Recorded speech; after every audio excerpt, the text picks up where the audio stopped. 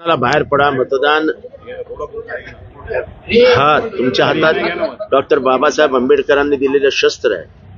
त्या शस्त्राचा वापर झाला पाहिजे. त्याच्याने लोकशाही मजबूत होते आणि लोकशाही मजबूत करण्यासाठी प्रत्येक माणसाने मतदान करावं. तर तुमचा सर्वात मोठा अधिकार आहे. कुठल्याही अधिकारापेक्षा मतदानाचा अधिकार हा सर्वात मोठा आहे. सर, आतापर्यंत महाराष्ट्रामध्ये 18% मतदान झालेलं आहे. हा टक्का वाढवण्यासाठी मतदारांनी कसं सक्रिय झालं पाहिजे? एक तर मतदार याद्या कधी सुधारतात, आपल्याला अजून किती वर्ष लागतील, हा माझा प्रश्न आहे. आपण आधुनिक भारताचं म्हणजे आपण काय कॉम्प्युटराइज डिजिटल वगैरे सगळं म्हणतो आणि मतदारच याद्या व्यवस्थित नाही. मतदार मिळत नाहीत. मतदार नावं उलटी सुलटी झालेली असतात. इलेक्शन कमिशनला का म्हणजे का म्हणून ते सुधारत नाही मला काय कळत. सर, एकीकडे प्रचार संपलेला आहे, पण या प्रचार दरम्यान अनिल देशमुखांवरती हल्ला असेल, विनोद तावडेंच्या कालचं प्रकरण असेल, एकंदरीतच सत्तेचा भयंकर माज आलाय. भयंकर माज. काल रात्री देखील माझ्या मतदारसंघात 4 वाजेस्तोर सगळेजण मोकाट फिरत होते पैसे घेऊन. मोकाट अर्थात मीही फार काय अडवायला गेलो नाही, पण म्हणजे हे काय चालू आहे? पोलीस त्यांच्या संरक्षणार्थ फिरतायत. काय चालू आहे काय?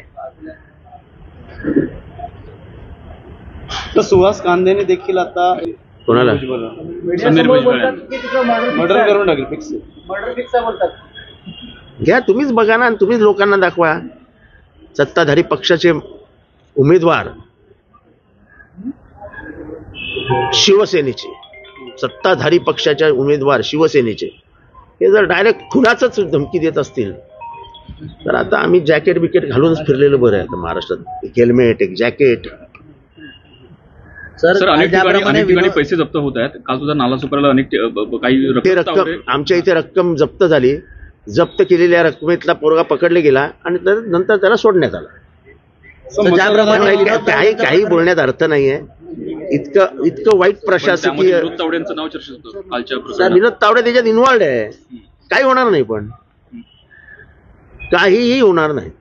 तर ज्याप्रमाणे विनोद तावडेंचं कालचं प्रकरण पाहिलं, आज सकाळी सुप्रिया सुळेंवरती देखील आरोप केले गेले बिटकॉइन संदर्भात. बिटकॉइन संबंधातले आरोप हे अत्यंत हीन घाणेरड्या पातळीवरचे आरोप आहेत.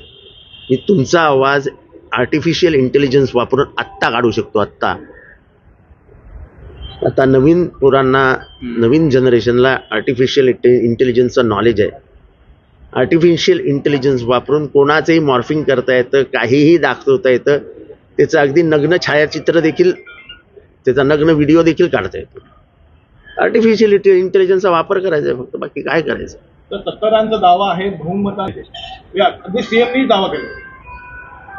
बरं, सीएमडीचा तर खऱ्या अर्थाने शेतकरी असेल, व्यापारी असेल, युवा आपल्याकडनं कशा प्रकारचा प्रयत्न असणार आहे?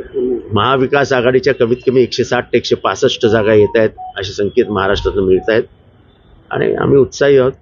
एक चांगलं सरकार देऊ असं वाटतं. ओके.